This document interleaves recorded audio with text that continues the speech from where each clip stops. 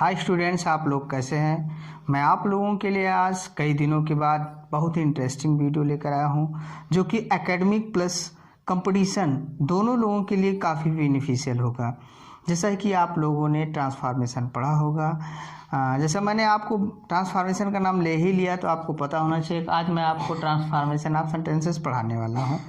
Transformation of sentences देखिए होता क्या है। ट्रांसफॉर्म यानी कि रूप परिवर्तन, रूप परिवर्तित करना ही ट्रांसफॉर्मेशन कहलाता है। जब हम एक सेंटेंस को दूसरे सेंटेंस में चेंज कर दें, लेकिन उसके अर्थ को बिल्कुल चेंज न करें, बगैर अर्थ को बदले हुए अगर हम दूसरे सेंटेंस में बदल देते हैं तो वही हमारा ट्रांसफॉर्मेशन कहलाता है। इसका देखिए एक डिफिनीशन आपको दिखाई दे रहा है। वाक्य के एक फॉर्म यानी कि एक रूप को उसका अर्थ बदले बिना दूसरे फॉर्म में बदल देना ही ट्रांसफॉर्मेशन ऑफ सेंटेंसेस कहलाता है। अब देखिए ये आपके बोर्ड परीक्षाओं के लिए कितना बेनिफिशियल है। इससे आपको 2 नंबर बोर्ड परीक्षाओं में मिलने वाला है। मैं आपको एश्योर करता हूं, अगर आप मेरी पूरी वीडियो देखेंगे तो निश्चित तौर से इसमें से एक क्वेश्चन आपको बोर्ड में मिलने वाला है और कंपटीशन में भी इस तरह के क्वेश्चन आपको मिलेंगे। मैं आपको वीडियो के लास्ट तक इससे जुड़े कंपटीशन के सवाल भी दिखा दूंगा। जैसे कि ट्रांसफॉर्मेशन कैसे होता है। एक मैंने सेंटेंस लिखा है, द डे इज़ हॉट। अब दिन गर्म है और कह दिया जाए इसे निगेटिव में चेंज करिए। निगेटिव में चेंज करना है तो हम किस तरह से कह सकते हैं कि दिन गर्म है। तो अगर हम कहना चाहें कि दिन ठंडा नहीं है, इसका मतलब दिन गर्म है। तो देखिए हमने इसके अर्थ को बदला तो नहीं, लेकिन सेंटेंस को हमने थोड़ा चेंज कर दिया। निगेटिव बनाना है तो हमें नॉट तो लगाना ही पड़ेगा। द डे इज़ नॉट, और हॉट का अपोजिट क्या हो सकता है? Cool. The day is not cool यानी ठंडा नहीं है, इसका मतलब दिन गर्म है। इस तरह से आपको ट्रांसफॉर्मेशन आ जाएगा। देखिए अब मैं आपको ट्रांसफॉर्मेशन के अलग अलग रूल बताऊंगा और उस अलग अलग चैप्टर को आपको पढ़ना पड़ेगा। कॉपी पेन ले लीजिए और उस चैप्टर को पॉइंट वाइज नोट करिए, कभी भी आपसे कहीं कोई गलती नहीं हो। मैं आपको ट्रांसफॉर्मेशन में पहला चैप्टर रिमूविंग टू, यानी कि जब आप एक सेंटेंस को दूसरे सेंटेंस में ट्रांसफॉर्म करेंगे तो पहला चैप्टर इसके लिए मैं आपको बता रहा हूँ। रिमूविंग टू यानी कि जो एडवर्ब टू है हमारा, इसे हटाना है। अब देखिए आपको पता है एक आपका टू इस तरह से होता है, ये प्रीपोजिशन है और ये एडवर्ब, दोनों में आप डिफरेंस जानिएगा। प्रीपोजिशन और एडवर्ब दोनों का यूज अलग अलग होता है। अगर आप प्रीपोजिशन पर भी वीडियो जाते हैं तो आप कमेंट करिएगा, निश्चित तौर से आपको वीडियो मिल जाएगी। देखिए एडवर्ब टू को हम किस तरह से हटाएंगे, इसको हटाने के 4-5 नियम है। तो पहला रूल हमारा आता है, एग्जाम्पल देखिए, he is too lazy to work. अब यहाँ देखिए एडवर्ब टू भी दिखाई दे रहा है, प्रीपोजिशन टू भी दिखाई दे रहा है। इस तरह के एग्जाम्पल को, इस तरह के सेंटेंसेस को हम बड़ी आसानी से ट्रांसफॉर्म करेंगे। रूल हमारा बनता है, जो हमारा एडवर्ब टू है इसकी जगह पर हमें क्या करना है? सो। और जो हमारा प्रीपोजिशन टू है इसकी जगह पर हमें लगाना है दैट। इसके बाद हमें लगाना है प्लस, जो भी सब्जेक्ट यहाँ आएगा वही सब्जेक्ट आ जाएगा। और सब्जेक्ट के बाद अगर हमारा स्टार्ट में एडवर्ब टू के पहले प्रेजेंट टेंस दिखाई देता है तो इधर कैन नॉट लगाइएगा। अगर पास्ट दिखाई देता है तो इधर कुड नॉट लगाइएगा। कुड नॉट के बाद जो भी वर्ब होगा वही वर्ब हमारा आ जाएगा। अब देखिए इससे ही इज़ टू लेजी, हमें करना कुछ नहीं, ही इज़। अब टू है, टू की जगह क्या हो जाएगा? सो। लेजी की जगह लेजी हो जाएगा। अब इस टू की जगह देखिए कितना होता है? दैट लग गया। जो सब्जेक्ट वहाँ है अगर नाम होगा तो उसका प्रोनाउन आएगा। आपको प्रोनाउन दिखाई दे रहा है, प्रोनाउन ही आएगा, दैट ही। अब देखिए इस समय प्रेजेंट है तो कैन नॉट लगाना चाहिए। कैन नॉट जो वर्ब है वही वर्ब हम लगा देंगे। इस तरह से सेंटेंस हमारा ट्रांसफॉर्म हो गया। He so lazy that he can not work, यानी कि वह इतना आलसी है कि काम नहीं कर सकता है। अच्छा, टू आपको पता होना चाहिए अपने आप में नेगेटिव वर्ड होता है, यह वांछनीय भाव लेकर आता है, खुद नकारात्मक भाव लेकर आता है। ये नेगेटिव खुद है, कभी भी इस सेंटेंस को हम नेगेटिव बना नहीं सकते कि टू के पहले हम नॉट नहीं लगा सकते हैं। अगर नॉट लगेगा तो इस रूप में ही आकर नेगेटिव बन जाएगा। अगला एग्जाम्पल आपको दिखाई दे रहा है, बड़ी आसानी से आप कर सकते हैं, या मैं आपको करके दिखा देता हूँ। देखिए ही इज टू की जगह क्या बताया गया? सो। प्राउड टू की जगह फिर क्या कहा गया? दैट। इस समय प्रेजेंट है तो कैन नॉट यहाँ भी आएगा, बैग का बैग। देखिए बड़ी आसानी से ट्रांसफॉर्म हो गया। हमारा अगला एग्जांपल होता है the milk is too hot for me to drink. देखिए यहाँ भी आपको वही दिखाई दे रहा है, एडवर्ब टू और प्रीपोजिशन टू, लेकिन एक चीज़ आपको बढ़कर मिला है फॉर मी। सेम एग्जाम्पल आपको यहाँ दिखाई देता है, सेम टाइप का है। The chapter is too tough for us to understand. यहाँ भी देखिए एडवर्ब टू और प्रीपोजिशन टू, लेकिन एक चीज़ बड़ा है फॉर अस। ऐसे एग्जाम्पल में आपको करना क्या है कि जब भी आपको इस तरह से एग्जाम्पल दिखाई दे तो आपको टू और टू को सेम इससे पहले जैसा आपने चेंज सीखा वही करना है। लेकिन कभी भी आपको इस तरह से फार के साथ कोई भी ऑब्जेक्ट दिखाई देता है उसे हम नॉमिनेटिव में बदल देते हैं, यानी कि ऑब्जेक्टिव को किस में बदलेंगे, नॉमिनेटिव। जैसे फारस आया है तो बी हो जाएगा, फार्मी आया है तो आई हो जाएगा, फारर है तो सी, फार देम है तो दो, ऐसे कोई भी हो सकता है। बस आपको ध्यान रखना है कि इनको हम लिखेंगे कहाँ। तो अभी आपसे कहा था कि दैट के बाद ही लगाना चाहिए, आपसे कहा था टू की जगह दैट लगेगा, दैट के बाद एक सब्जेक्ट लगता है, इसके बाद आपको कैन नॉट या फिर कुड नॉट करना रहता है। तो जो सब्जेक्ट है यही सब्जेक्ट आकर लिखा जाएगा। जैसे एग्जांपल देखिए, द मिल्क इज, टू की जगह क्या करना है आप लोग को पता है, सो हॉट का हॉट। अब देखिए the milk is so hot, अब हमें तुरंत लगाना है क्या, दैट। दैट लगाने के बाद ये आपका नॉमिनेटिव बनकर आएगा, मी का क्या हो गया, आई, दैट आई। अब देखिए यहाँ वर्तमान काल है, क्या आना चाहिए, कैन नॉट, ड्रिंक का ड्रिंक ही हो जाएगा। अच्छा यहाँ अगर वाज होता तो ये क्या हो जाता, कुड नॉट। आपको ये ध्यान रखना है। अब आपको कोई दिक्कत तो नहीं होनी चाहिए पिछले एग्जाम्पल की तरह, बस यही इतना बड़ा है यहाँ पर। सेम इसी तरीके से इसको करना है, द चैप्टर इज, टू की जगह सो टफ, तुरंत दैट लगाएंगे। अब दैट के बाद आपको सब्जेक्ट लगाना है ना, तो फार एस का सब्जेक्ट क्या होगा, बी। अब फिर वर्तमान काल है तो कैन नॉट ही आएगा, कैन नॉट अंडरस्टैंड। आप यहाँ इसके बाद इट लगा सकते हैं, यानी कि चैप्टर हमारे लिए इतना कठिन है कि हम इसे समझ नहीं सकते, इसे के लिए हमें यहाँ इट जोड़ना पड़ता। तीसरा एग्जाम्पल हमारा होता है the box is too heavy to lift, the bike is too expensive to purchase.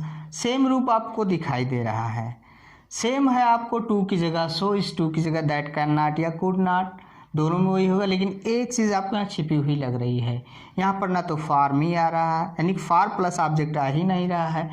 तो आपको दैट के बाद सब्जेक्ट किसे बनाना है, क्योंकि आपको पता होना चाहिए दैट के बाद सब्जेक्ट बनना ही बनना है। तो हम किसको सब्जेक्ट बनाएं, तो दैट के बाद जो सब्जेक्ट बनेगा मैं आपको बता रहा हूँ। अगर सब्जेक्ट आपका कोई भी लाइफलेस ऑब्जेक्ट, यानी कोई भी निर्जीव वस्तु होती है, या एब्स्ट्रैक्ट आइडियाज, यानी कि हमारे जो विचार होते हैं, भावनाएं होती हैं, दोनों दशाओं में अगर कोई किसी भी तरह का सब्जेक्ट होता है तो वहाँ पर हम उसका प्रोनाउन इट मान लेंगे, यानी कि उसका जो दैट के बाद सब्जेक्ट बनने वाला है वो इट होगा। और कभी भी इट अगर आता है वो हमेशा पैसिव वॉइस के रूप में ही आपको दिखाई देता है। कभी भी अगर आप इट को सब्जेक्ट बना रहे हैं तो यहाँ पर आपको पैसिव वॉइस तुरंत बना देना चाहिए। जैसे एग्जाम्पल से आपको देखने को मिलेगा, द बॉक्स इज, ये तो आपको एकदम पता चल गया होगा, सो हैवी। अब हमें क्या लगाना है इसके लिए, दैट। अब सब्जेक्ट हमें ढूंढना है। बॉक्स मीन्स बक्सा, निर्जीव चीज़ है। अब इसका प्रोनाउन क्या बन सकता है, नाम होता है तो ही या सी लाते हैं, बहुवचन होते हैं तो दे लाते हैं, लेकिन जब कोई निर्जीव होगा या हमारे विचार होंगे तो वहाँ पर हम क्या लाएंगे, इट। अब इट लग गया, अब हमें तुरंत इसका पैसिव वॉइस बनाना है। क्यों बनाना है, बक्सा इतना भारी है कि इसे उठाया नहीं जा सकता है। बक्सा खुद नहीं उठेगा, इसे उठाया नहीं जा सकता, यानी किसी के द्वारा। तो पैसिव बन रहा नहीं बन रहा है, तो इट। अब देखिए कैन नॉट होता है तो कैन नॉट लगाइए, और पैसिव वॉइस में क्या लगता है, बी। कभी भी आपको पता मॉडल आता है तो पैसिव में हम भी लगाते थे, इट कैन नॉट बी। और पैसिव होता है वर्ब की कौन सी फॉर्म लगेगी, third, it can not be lifted. बक्सा इतना भारी है कि इसे उठाया नहीं जा सकता है। इसी तरह इसको देखिए, the bike is too expensive to purchase, यानी कि द बाइक इज टू की जगह सो एक्सपेंसिव, टू की जगह दैट। अब बाइक का प्रोनाउन क्या बन सकता है? इट ही बनेगा, इट। फिर वर्तमान काल है तो कैन नॉट, पैसिव वॉइस में बी। परचेज का थर्ड फॉर्म परचेज्ड। तो शायद आपको समझ में आ गया होगा, लेकिन इस एग्जाम्पल को हम दूसरी तरह से भी लिख सकते हैं। देखिए क्या होगा, जैसे बक्सा इतना भारी है कि इसे उठाया नहीं जा सकता है, तो ये भी तो कह सकते हैं बक्सा इतना भारी है कोई इसे उठा नहीं सकता है, ये भी कह सकते हैं। जब इस सेंस में हम कहेंगे इसी को इस तरह से कह सकते हैं, the box is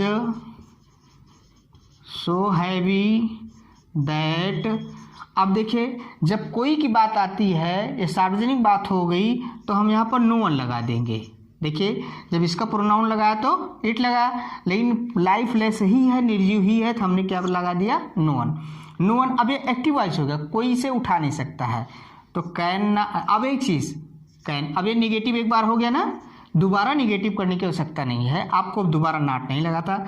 no one can lift, लेकिन इट लगाना पड़ेगा, कोई इसे नहीं उठा सकता। तो जब इसे आ रहा था हमें इट तो लगाना ही पड़ेगा, क्योंकि बॉक्स का प्रोनाउन इट ही आना चाहिए। सेम इसी तरह ये भी हो सकता है, द बाइक इज, अब मैं नहीं बनाऊंगा, आप बनाना चाहे बना लीजिएगा। The bike is so expensive that no one can purchase it. हमारा अगला एग्जाम्पल होता है, she is too beautiful, I am too gentle, you are too lazy. यहाँ आपको दिखाई दे रहा सिर्फ एडवर्ब टू है, लेकिन इन्फिनिटिव टू नहीं दिया गया है। जब आपको इस तरह के सेंटेंसेस मिलते हैं, ट्रांसफॉर्म करने में आपको कोई दिक्कत नहीं होनी चाहिए। आपको ये याद रखना है कि हमारा इन्फिनिटिव टू या फिर प्रीपोजिशन टू दिखाई नहीं दे रहा है। अगर नहीं दिखाई दे रहा है तो आपको करना क्या है, टू की जगह आप इन तीन में से कोई भी कर सकते हैं।